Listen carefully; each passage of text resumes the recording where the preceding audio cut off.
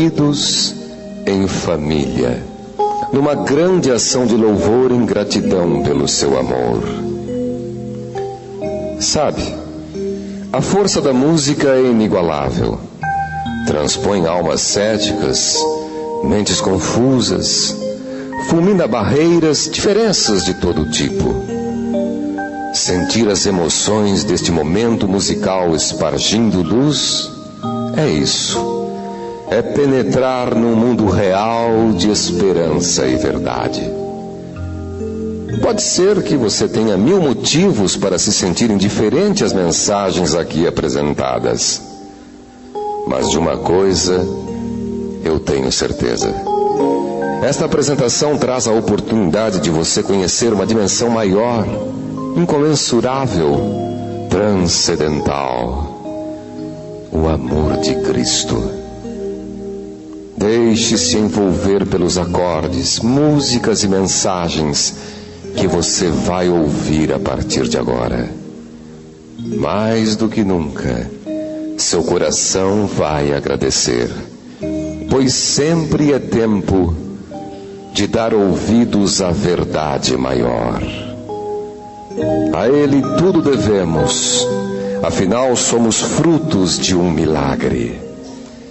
Um milagre que Ele expressa em cada um de nós. O milagre da vida, o milagre da fé, o milagre da redenção.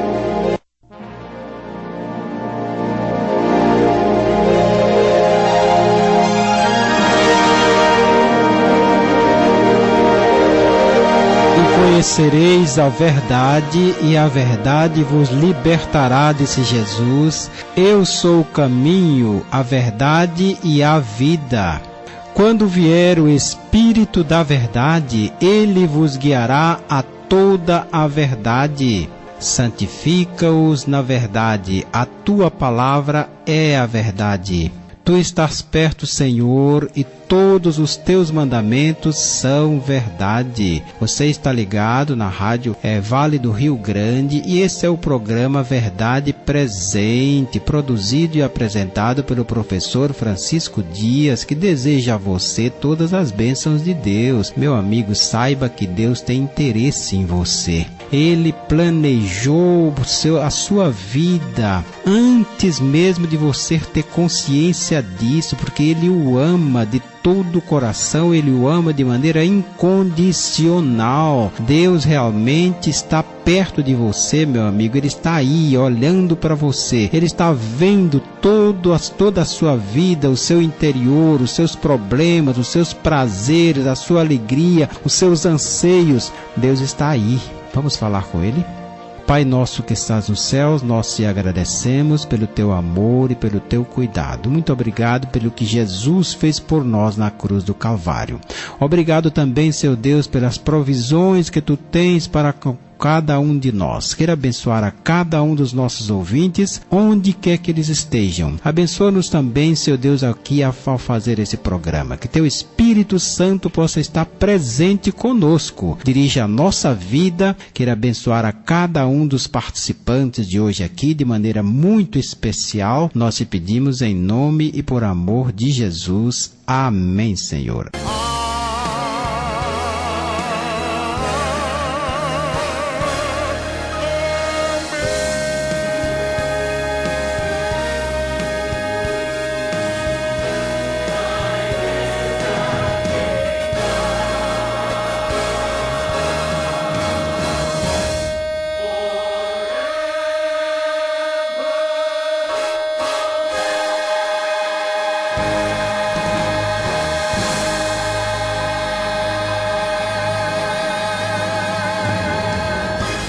Amém.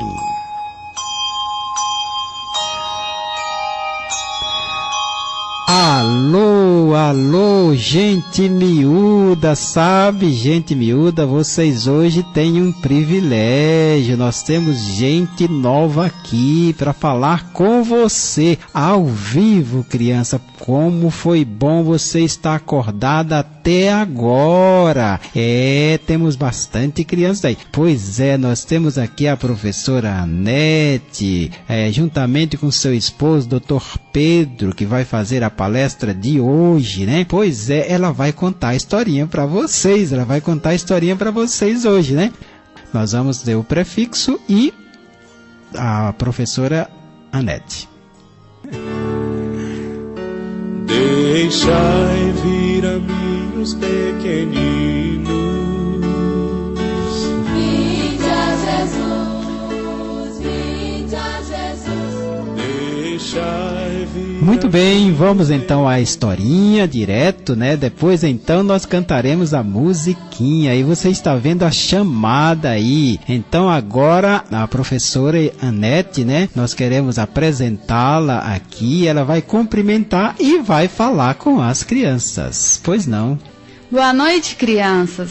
Então, é um grande privilégio estar aqui falando com vocês, principalmente falando da palavra de Deus. A nossa história de hoje está na Bíblia, no livro de Mateus, capítulo 21.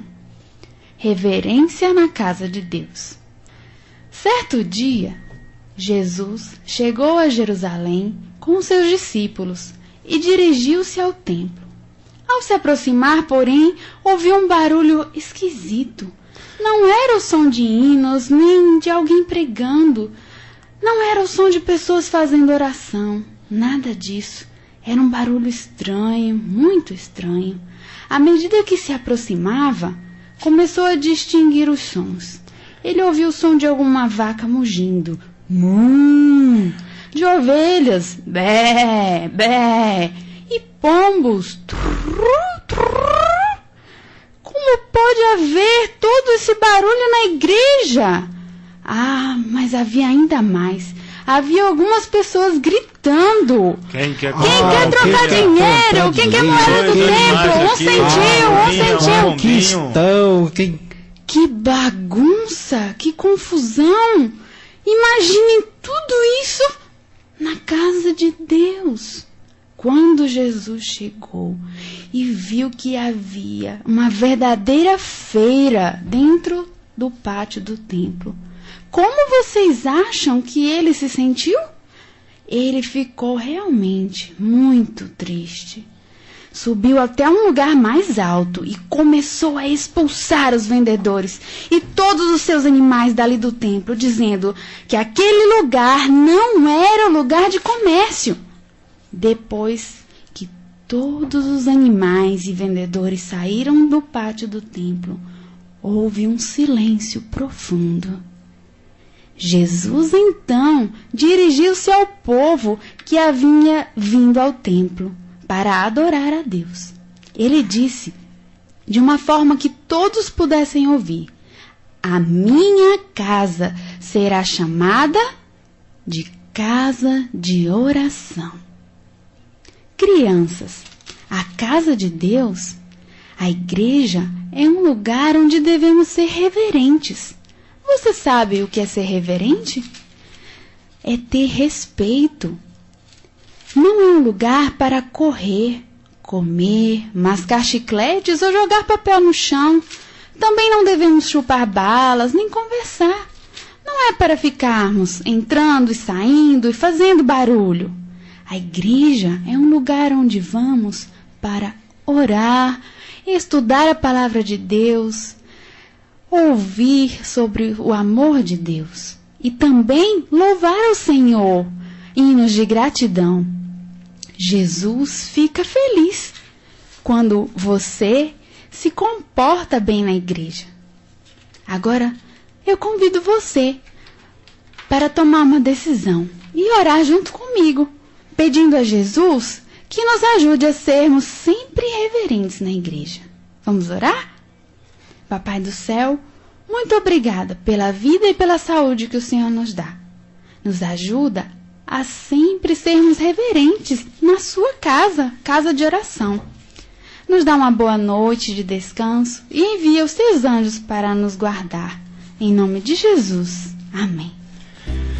Muito bem, criança. Aí você ouviu a tia Nete. As crianças adventistas já conhecem essa voz, já conhecem essa maneira carinhosa de a tia Nete falar. Pois é, aqui você foi um presente que o programa Verdade Presente dá pra você, criança. Agora nós vamos ouvir a história, a musiquinha, né? A musiquinha que era pra ser no começo. Agora vamos, Reginaldo, pode soltar aí, Reginaldo?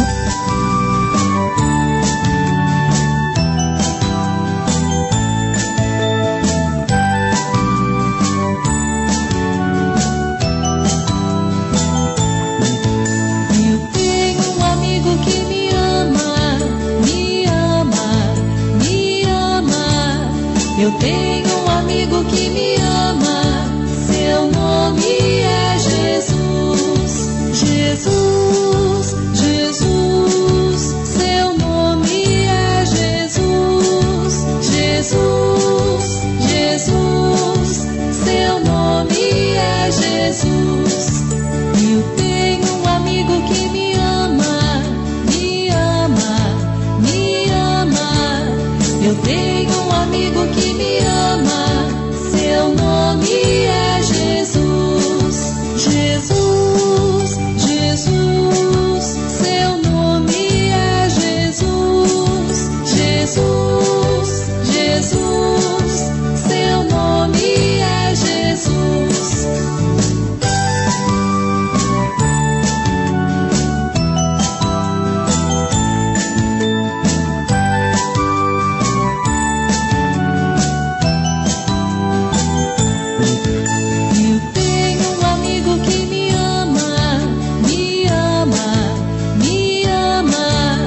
Eu tenho um amigo que me ama, seu nome é Jesus. Jesus, Jesus, seu nome é Jesus. Jesus, Jesus, seu nome é Jesus. Eu tenho um amigo que me ama, me ama, me ama. Eu tenho um amigo que me ama, seu nome é Jesus. Jesus, Jesus, seu nome é Jesus. Jesus, Jesus, seu nome é Jesus.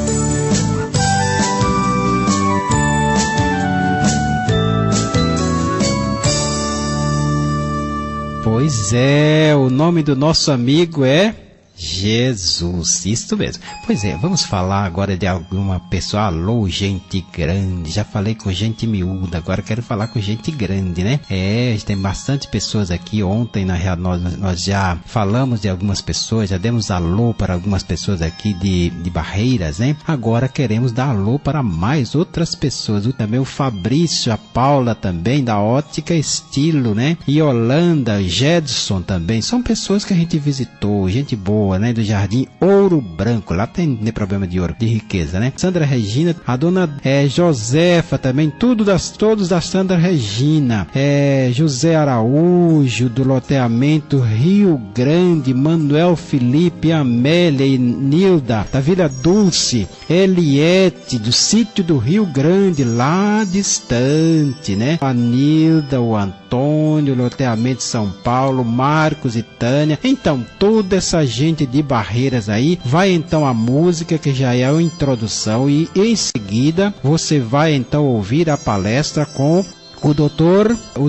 Pedro. Ele vai hoje, ele é professor universitário também, é engenheiro, né? E ele hoje vai falar sobre assunto muito importante, fatos científicos que comprovam a veracidade da Bíblia. Muito bem, vamos ouvir então com Maísa Santos, Marcas de um Deus Gigante.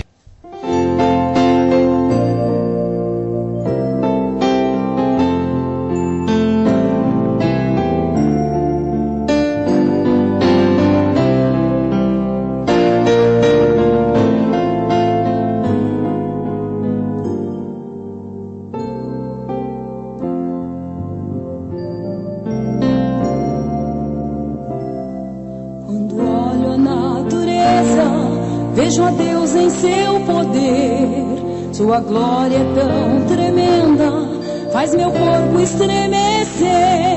No verdor das grandes matas ou apenas no jardim, suas marcas são visíveis, de demonstrações sem fim. O céu, a terra e o mar e toda essa imensidão trazem marcas de um Deus gigante e exaltam sua criação.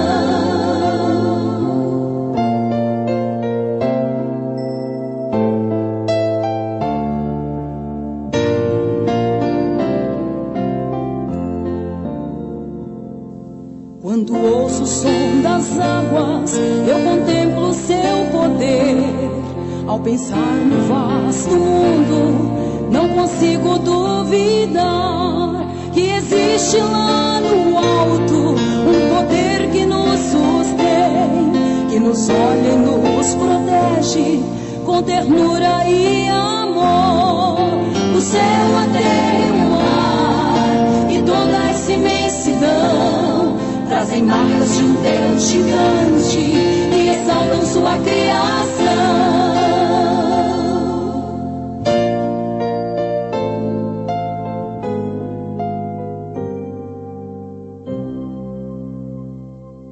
Quando vejo o sol saindo para a terra iluminar, logo penso em sua glória, como posso contemplar? Mas a noite logo vem, traz descanso a todo ser. Os seus braços são sustento para um outro amanhecer. O céu, a terra e o mar e toda essa imensidão trazem marcas de um Deus gigante e exaltam sua criação. O céu, a terra e o mar e toda essa imensidão trazem marcas de um Deus gigante e exaltam sua criação.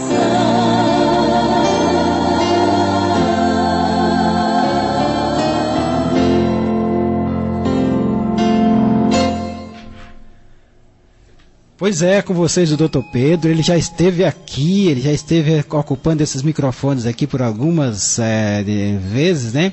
Mas hoje ele está aqui para falar sobre fatos científicos que comprovam a veracidade da Bíblia. Dr. Pedro? Boa noite para todos, né? Muito bom a gente estar aqui mais uma vez. E algumas vezes eu vim falar sobre a infraestrutura de barreiras, né?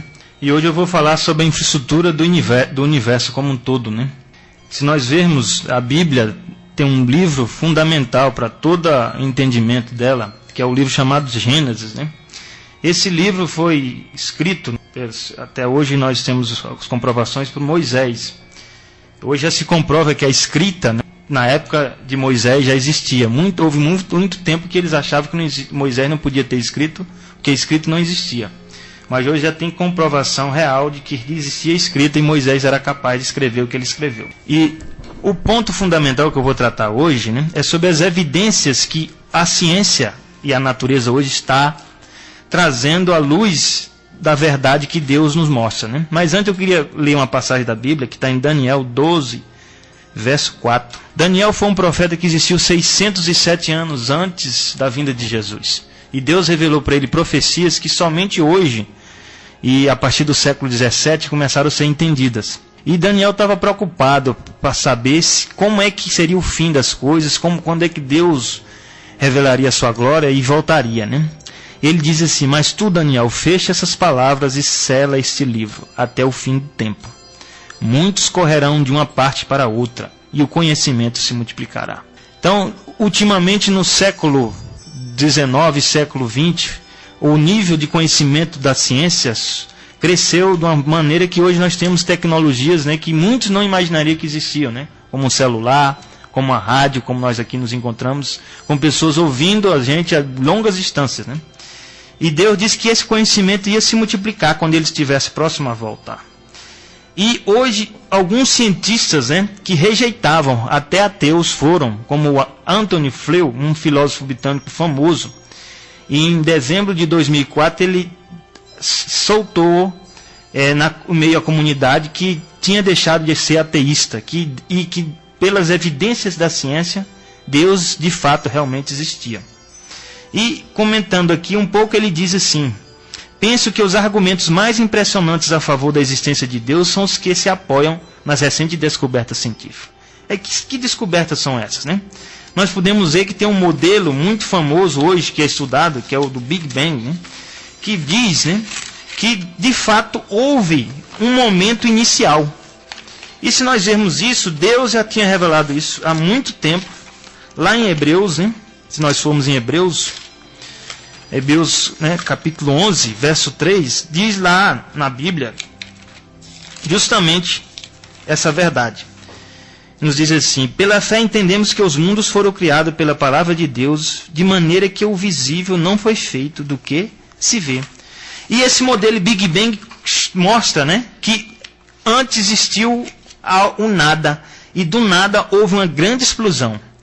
Essa explosão ninguém sabe até hoje que explosão é essa, porque para você realizar uma explosão você necessita de energia maior do que a própria coisa que você vai explodir, né? Se você quer explodir um carro, você tem que colocar uma bomba que tenha mais energia do que a matéria, né, que existe no carro, para poder explodir o carro. Então, para haver esse Big Bang e criar o universo, tem que ter uma energia superior ao próprio universo. E suspeita-se que ninguém pode gerar uma explosão sem alguém fazer esse início, né? Então eles estão ainda estudando muito a ciência e eles supõem, né, pela velocidade da luz, você consegue, né, prever que o universo tem cerca de 14 bilhões de anos, né? Pode ser muito mais antigo.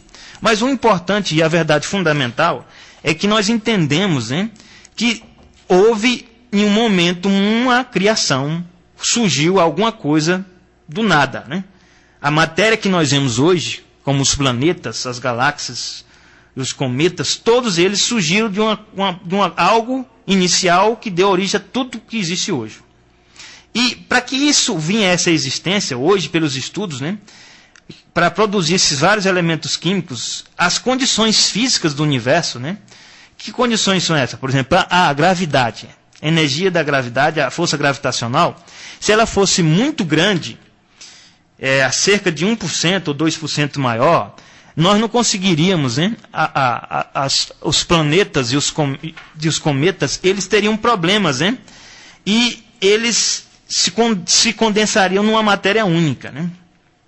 Para formar, né, as estrelas e as galáxias, o universo não deveria expandir-se muito rapidamente, pois assim a matéria se rarefaria antes das estrelas se formarem. Ou seja, se ela se espalhasse muito rápido, não haveria tempo suficiente para essa matéria se formar.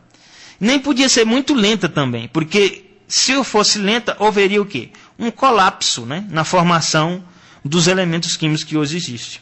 Então, eles fizeram algumas medidas e eles obtiveram, né, uma precisão de 10 a 60, para que, ou seja, um número exato, tem que existir um número exato para que haja a formação dessas estrelas e galáxias que nós conhecemos hoje. O que é uma estrela? Um Sol é uma estrela. A galáxia, o nosso sistema solar faz parte da galáxia que nós moramos e que nós pertencemos. Então eles perceberam que tem que existir um número e a precisão de ajustes em vários parâmetros físicos e cósmicos, né, tão incríveis que nos exigem considerar que o universo foi feito com um propósito expresso para que existisse a vida. Veja, a gente pode dar alguns exemplos, né? Um exemplo típico e clássico que todos vão entender é que o Sol que nós vemos hoje, alguns pensam que o Sol tinha que existir, né? Porque ele tem que existir, mas muitos teóricos dizem que o Sol já era para ter parado de ser amarelo, já era para ter se tornado uma anã vermelha.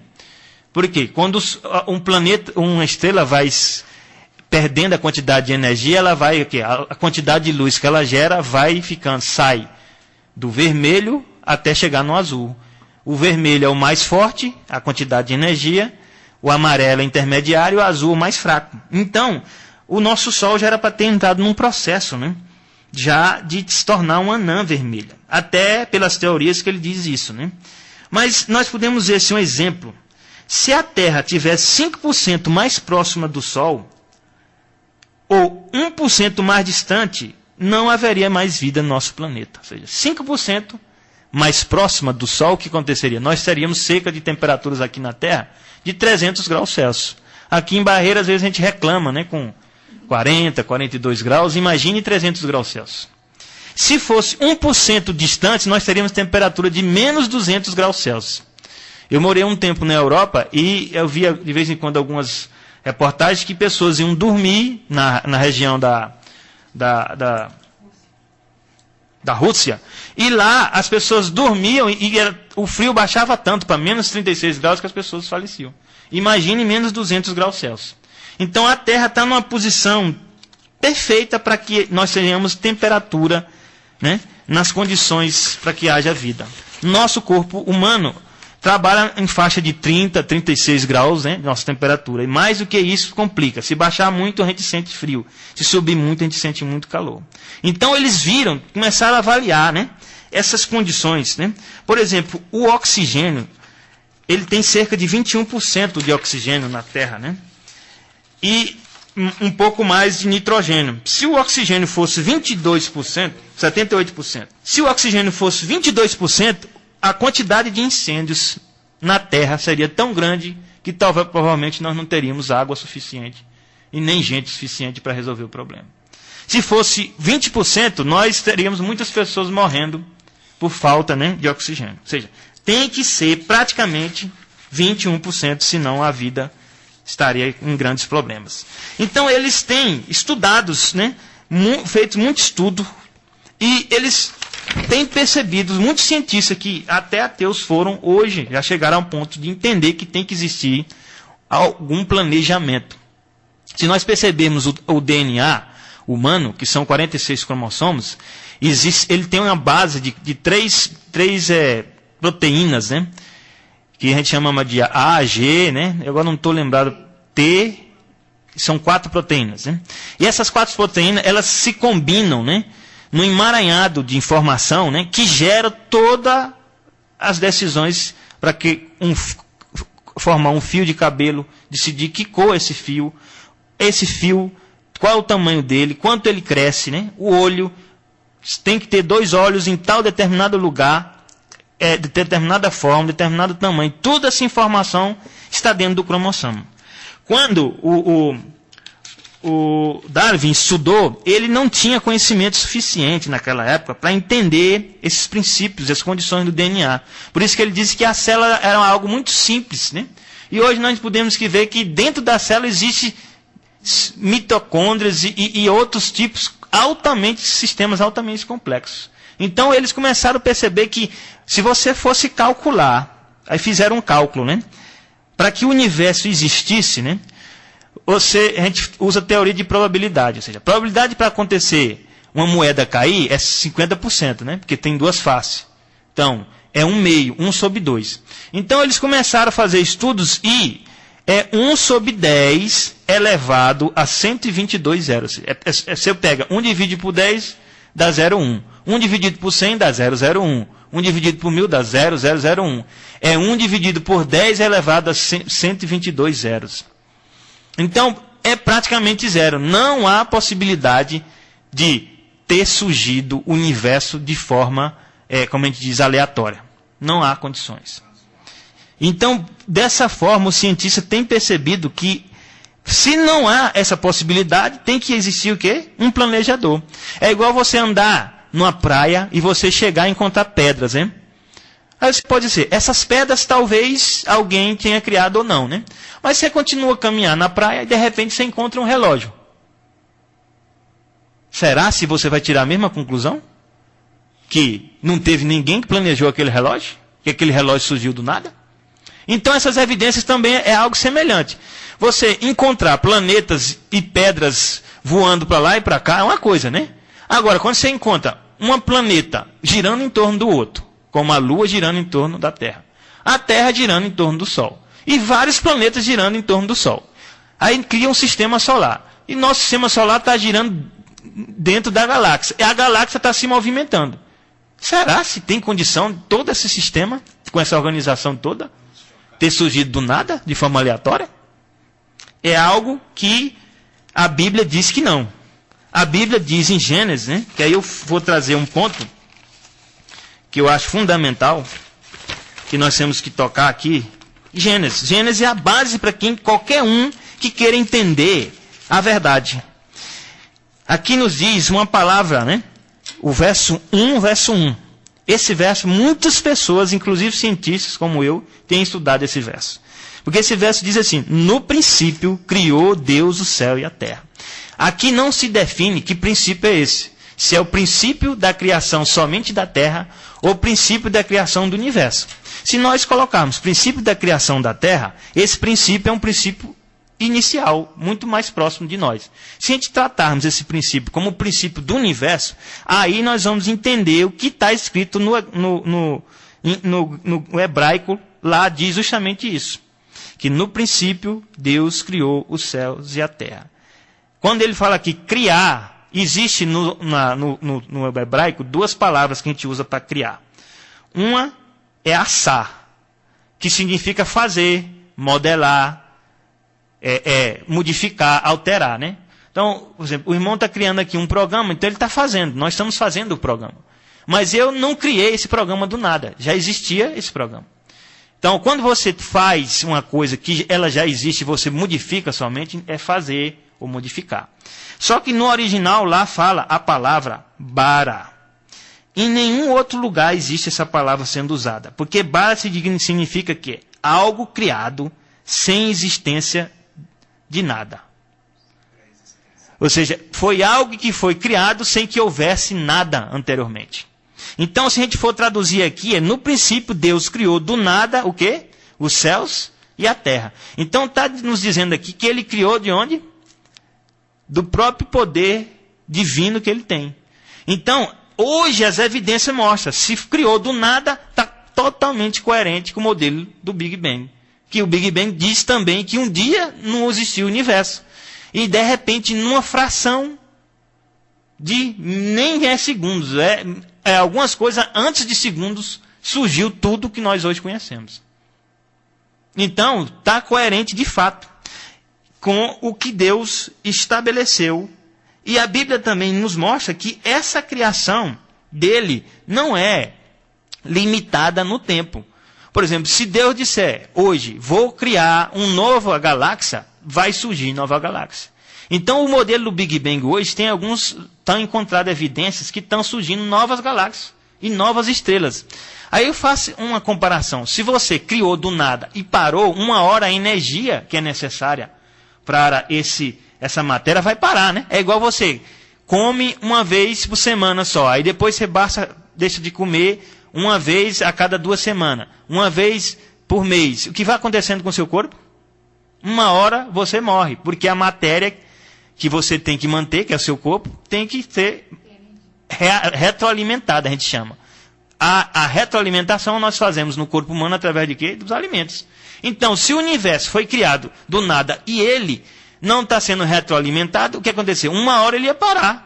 Ele não ia mais criar nada. Só que hoje tem se descoberto o surgimento de novas galáxias e novas estrelas.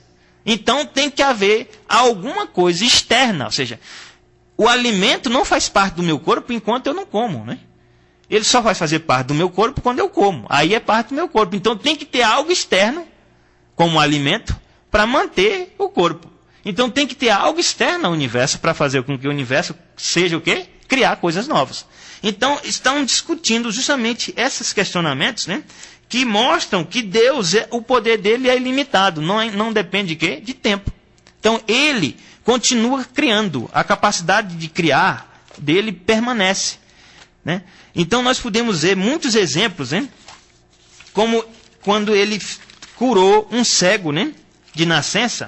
Ou seja, o cego tinha um olho que já tinha problemas. O olho não tinha condições. Mesmo que eu fizesse uma operação hoje, na tecnologia hoje, não se recupera um olho. Eu mexo com essa área também ligada à estrutura. Então hoje vocês estão estudando criar chips para colocar num olho para poder fazer o chip entender as informações, né? Captar as informações e mandar para o cérebro. Porque o olho danificado ele não se recupera. Então, o que aconteceu com esse cego de nascença? Jesus, no momento que ele determinou que ele ficasse curado, ele fez o quê? Criou algo novo. Aquele cego passou a ter um olho com novas condições que permitiram que ele pudesse ver. Então mostra claramente que ele tem o poder de alterar o quê? A realidade. Eu tenho uma característica assim que eu tenho compreendido, que a realidade, ela só existe porque Deus a determina. E ela só vai permanecer daquela forma até o momento que ele determinar. Por exemplo, a morte, ela existe hoje. Antes não existia, quando ele criou o homem, Adão e Eva. Quando o homem pecou, a morte passou a existir. Porque Deus o determinou. E ele disse, um dia eu vou alterar isso. Quando é que ele vai fazer? Quando ele voltar na segunda vinda. Aí ele diz, eu vou criar novos céus e nova terra. Então, dessa maneira, ele altera as leis. Então, hoje, naturalmente, nosso corpo, o que acontece com o corpo? Ele degenera. Mas vai chegar um tempo que vai haver uma nova ordem e a realidade da natureza vai ser alterada. Porque hoje tem evidências que mostram, por exemplo, o que faz com que o ouro seja ouro e um metal, como um ferro, seja ferro. Se você pegar e quebrar e dividir o ouro e o metal cada vez em partículas menores, eles vão ser somente partículas. No final, é somente átomos que nós chamamos. Então, hoje as evidências científicas mostram que os átomos, quando você olha para o átomo do ouro, é o mesmo átomo do metal, do ferro. Só que quando você olha para o ferro, não é a mesma cor do ouro. Né? Então, o que faz ter essa diferença? Tem evidências que mostram que quando você sai do nível, né, a gente chama microscópico, né, ou seja, no nível atômico, e vai para o nível macroscópico que nós conseguimos ver, há um comando, uma lei da natureza que diz o seguinte, aquilo ali é ouro e aquilo ali é ferro. Olha como está a coisa.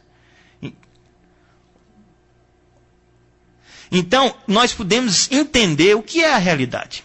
Eu trouxe essas evidências para a gente entender o que é a realidade. A realidade, na verdade, é o que Deus determinar que seja. Se ele disser que ouro deixa de ser ouro e passa a ser ferro, instantaneamente isso passa a acontecer. Porque a realidade, ela está atrelada à vontade de Deus. Então, os cientistas têm percebido que isso significa, é a capacidade que tem um planejador. Como eu falei, o exemplo do relógio. O relógio, quem decide como é que o relógio vai ser, é o planejador. O relógio vai ter 3 ou 4 botões, vai ter 3 giros ou não, ele vai ter cor preta ou não, azul ou não. Quem decide isso quem é? É quem planejou. Então o universo também tem esse comportamento. E o planejador pode alterar também as condições desse relógio. Assim como o universo hoje nós vimos da nossa realidade aqui na Terra, a morte, um dia Deus vai alterar isso. Ele vai fazer com que a morte saia do planejamento. E ele vai alterar todas as condições. Então nós podemos entender o quê? Que a realidade do universo ela está atrelada às vontades de um planejador. É isso que hoje alguns cientistas têm entendido. Eu, como também cientista, percebo essa realidade. Por exemplo, até hoje nós não sabemos assim quanto tempo vai durar o quê? A nossa vida. Mas existe hoje comprovações que diz que naturalmente, se você viver sem doença, quando você chega próximo de 120 anos, há um comando da célula sua que diz não mais haja reprodução da célula. Então, tem um comando no nosso corpo que diz que não é mais para produzir célula. A célula agora é para o quê? Envelhecer. Deus na Bíblia diz, lá em Gênesis, ele diz justamente isso, que o homem não ia durar mais do que 120 anos. Está lá escrito. Mas algum diz assim, mas sim, então vai ser isso eternamente? Não. Vai chegar um dia que ele diz, agora o homem vai durar eternamente. Então, nosso Deus tem essa capacidade, né, de manter esse nosso universo como ele está agora e também de alterá-lo para que nós possamos viver. Porque o plano original de Deus é que o homem vivesse eternamente, juntamente com Deus. Não vai viver eternamente com capacidade autossuficiente. Ou seja, o próprio universo ele não é autossuficiente. Ele depende da intervenção de Deus.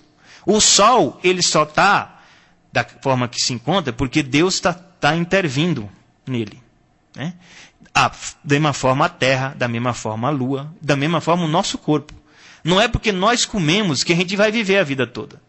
Senão você pegaria um corpo de uma pessoa morta, colocaria comida e ela voltava à vida. Não é isso que acontece. Então não é o alimento que faz a manutenção da vida. O alimento, ele dá as condições de manutenção das células, mas não da vida. A vida tem que haver um comando, né? Que tem que ser dado. Então, assim como a vida dá um comando, Deus dá um comando para a vida do ser humano, ele dá um comando para a terra, para o sol, para a lua, para as estrelas.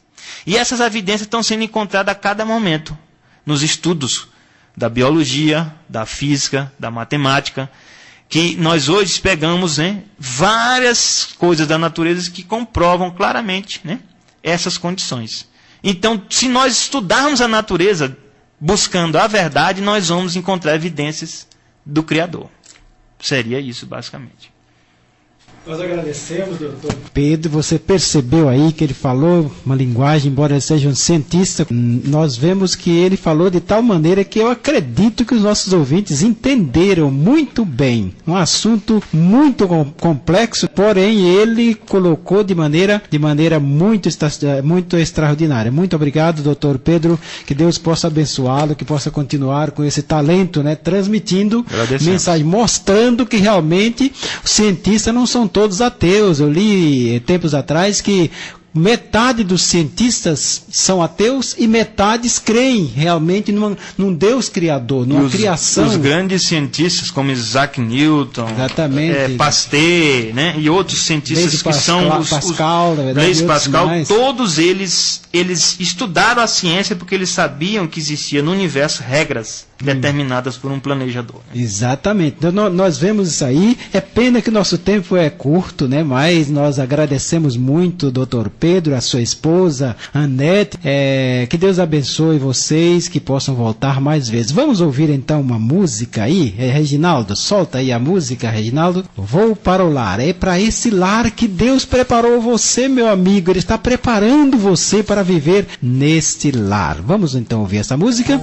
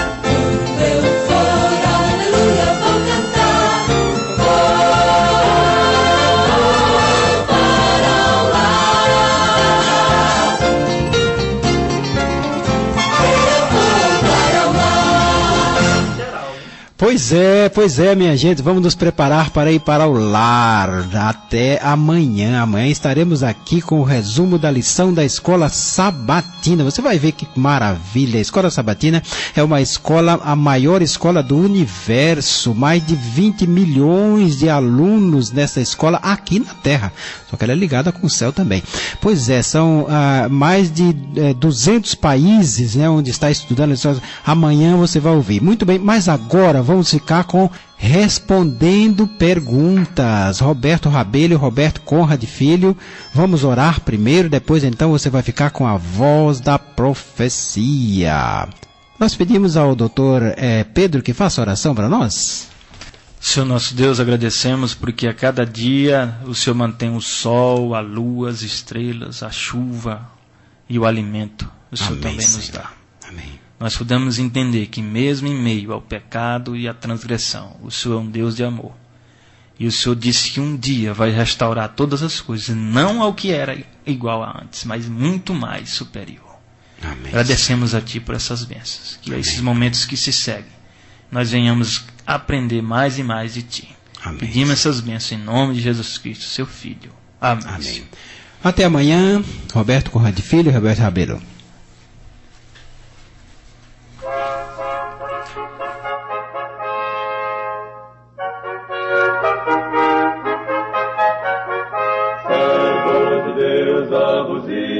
Tocar, em breve Jesus voltará. A todo mundo a mensagem levai. Breve Jesus voltará.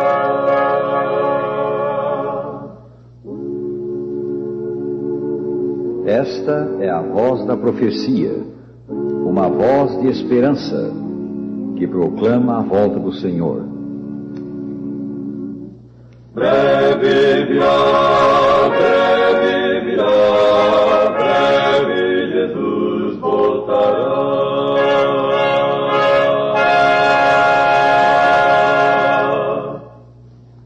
Com a ajuda de Roberto Conrad Filho, vamos hoje responder a algumas da grande variedade de perguntas que nos fazem os nossos ouvintes. Em primeiro lugar, consideramos esta: haverá casamento no céu? A resposta está nas palavras do Senhor Jesus Cristo.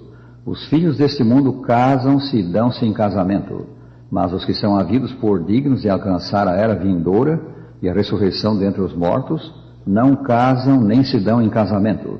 São Lucas 20, 34 e 35. Evidentemente haverá no céu uma nova ordem de coisas, um novo plano para a vida do homem. Quantos capítulos e quantos versículos tem a Bíblia? Os capítulos são 1189 e os versículos 31.173. Outros fatos interessantes. O versículo mais longo é Esther, capítulo 8, verso 9, com 94 palavras na versão de Almeida atualizada. O mais curto, São João 11, 35. Tenho 9 anos de idade e desejo saber para onde vamos ao morrer. Os senhores sabem. É digno de nota que uma menina de 9 anos, como a que nos fez esta pergunta, se preocupa com este assunto. Aqui está a resposta das Escrituras.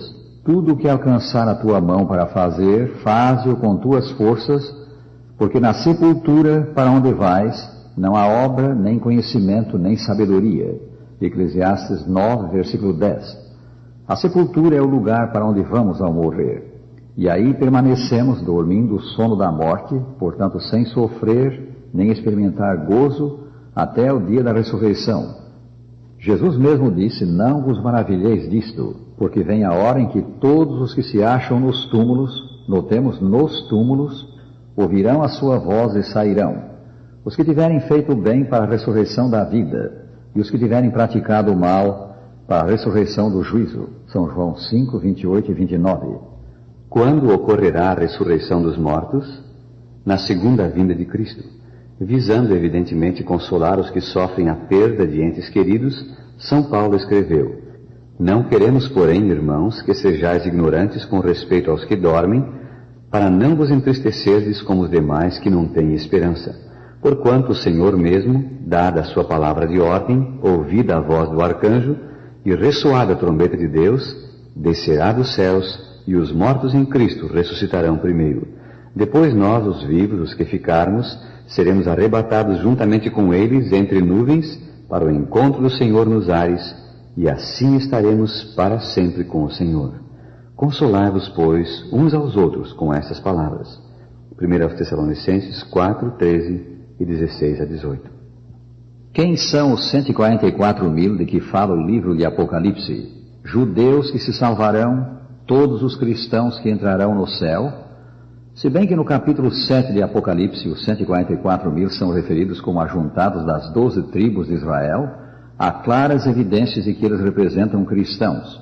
O livro de Apocalipse é uma profecia dos principais acontecimentos relacionados com a igreja cristã, acontecimentos que ocorreriam desde a fundação da igreja até a vinda do reino celeste. E o Novo Testamento fala da igreja como o novo Israel de Deus. Lê de Gálatas 3, 29, capítulo 6, versículos 15 e 16, 1 São Pedro 2, versículos 9 e 10. Podemos, pois, dizer que os 144.000 representam seguidores do Senhor Jesus Cristo. Agora, a outra parte da pergunta. O número dos cristãos que se hão de salvar são apenas 144.000? Evidentemente não. Lembremos, o Apocalipse é um livro de símbolos.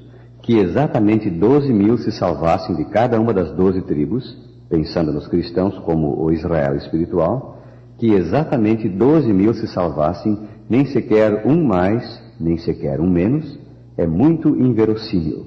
O número 144.000 é evidentemente simbólico. Nos capítulos 14 e 15 do Apocalipse está implicado que os 144.000 passarão por uma prova severa. Essa prova deverá vir ao povo de Deus nos dias finais da história, como resultado da ação das potências político-religiosas descritas em Apocalipse 13. Disso concluímos que eles representam filhos de Deus do tempo do fim, dos nossos dias. Quanto a esses fiéis de Deus, a Escritura diz, são seguidores do Cordeiro, Cristo, por onde quer que vá. E não se achou mentira na sua boca, não tem mácula. Apocalipse 14, 4 e 5. Essas características, prezado ouvinte, são alcançadas pela união com Cristo. São elas vistas em ti, em mim. Numa de suas palestras, os senhores apontaram o hábito de fumar como causa de várias doenças e grande ceifador de vidas. Quais são as doenças causadas por ele? Algumas delas são câncer, doenças cardiovasculares, hemorragia cerebral, enfisema, bronquite. Artigo assinado por competente médico afirma que nos Estados Unidos o hábito de fumar ceifa 300.000 vidas por ano. Ele é aí considerado a causa número 1 de mortes evitáveis. No Brasil, com a metade da população dos Estados Unidos, e onde aparentemente se fuma tanto quanto lá, o número de óbitos anuais atribuíveis ao fumo deveria ser 150.000. Considerando, porém, a elevada porcentagem de jovens da nossa população e que os efeitos do fumo levam certo tempo para se manifestar, o número de vítimas poderá ser menor. O Dr. Zildomar Deucher, diretor do Hospital Adventista Silvestre, do Rio de Janeiro, estima em 100.000 o número de vítimas anuais do fumo no Brasil. Pensemos nisto. Um número de pessoas igual à população de cidades como Cuiabá e Rio Branco, levado anualmente pelo fumo. Se o prezado ouvinte fuma, está mais sujeito a morrer de qualquer das doenças que mais vidas ceifam. A porcentagem do aumento do risco, segundo a autoridade médica que estamos citando, é como segue. Ataque do coração, 70%. Hemorragia cerebral, se for mulher, 100%. Câncer dos rins, 200%. Úlcera do estômago e do esôfago, 300%. Câncer do esôfago, pessoa que não bebe, 350%. Câncer da bexiga, 400%. Câncer do pâncreas, 500%. Câncer do esôfago, pessoa que bebe, 600%. Câncer da laringe, 600%. Câncer dos lábios e da boca, 700%. Enfisema, 1000%. Câncer do pulmão, se fuma com moderação, 1.200%. Câncer do pulmão, se fuma muito, 2.400%. São os judeus objeto da graça de Deus após a manifestação de Jesus Cristo? Há salvação para eles? Certamente. O apóstolo Paulo escreveu: pois não me envergonho do Evangelho, porque é o poder de Deus para a salvação de todo aquele que crê, primeiro do judeu e também do grego. Romanos 1,16. A expressão judeu e grego era a designação dos judeus para toda a humanidade. O Evangelho é, pois, o poder de Deus para salvar todos os homens, todos os que crerem, o judeu primeiro e também os demais homens. Por que o judeu primeiro? A eles foram confiados os oráculos de Deus. Romanos 3,2. Pertence-lhes a adoção, as alianças, a legislação, o culto e as promessas. Romanos 9:4. O Messias, Cristo, veio por meio deles. Romanos 9, verso 5. O Senhor Jesus Cristo mesmo disse: a salvação vem dos judeus. São João 4:22. O Evangelho foi primeiro pregado a eles. São Paulo costumeiramente procurava primeiro judeus nas cidades onde pregava. Os apóstolos eram judeus, como também muitos dos primeiros cristãos. Em Atos 21, versículo 20, lemos que dezenas de milhares de judeus creram. Quando o Senhor Jesus Cristo consentiu em caminhar para a cruz e aí sofrer pelos nossos pecados, expiando-os, ele teve em mente a humanidade inteira, judeus e gentios, africanos e asiáticos, brasileiros, argentinos, alemães, italianos. O Salvador morreu por todos, segundo aos Coríntios 5:14. Deus não faz acepção de pessoas. Ele é o Deus de todos os homens. A Escritura diz: pois não há distinção entre judeu e grego, uma vez que o mesmo é o Senhor de todos, rico para com todos os que o invocam. Romanos 10, versículo 12. Maravilhoso, rico para com todos os que o invocam, rico em perdão, em salvação. Para contigo, prezado ouvinte, para comigo, estás correspondendo a esse amor? Se não, por que não decides dar-lhe o coração? Faz isto agora. Nas palavras do cântico, dize ao Salvador: tudo por mim tu deste, tudo deponho aos teus pés.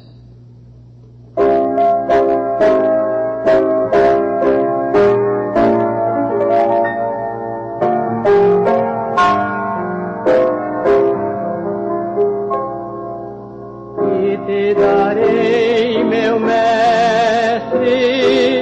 tu que remiste meu ser. É bem pequena a oferta que dou, mas é com meu grande amor. Meu amigo, que o Senhor te abençoe e te guarde. Que o Senhor faça resplandecer o seu rosto sobre ti e tenha misericórdia de ti. Que o Senhor sobre ti levante o seu rosto e te dê a paz. Até amanhã, meu amigo, se Deus assim o permitir. Fique com Deus. Amém.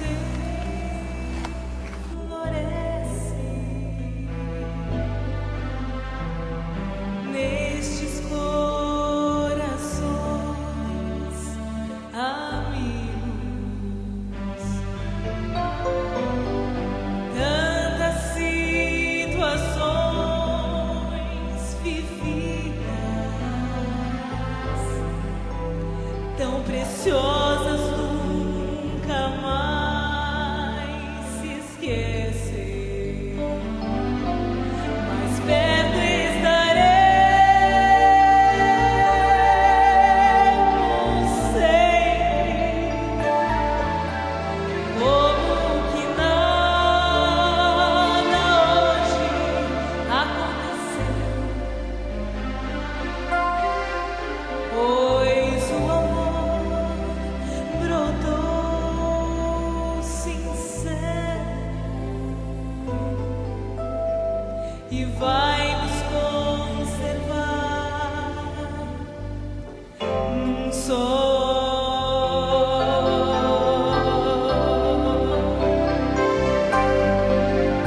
Ser amigos é pra sempre, como eterno é nosso Deus. Como amigos nós diremos até breve, não adeus. Eu agora vou partir, sob a mão do Pai seguir, mas amigos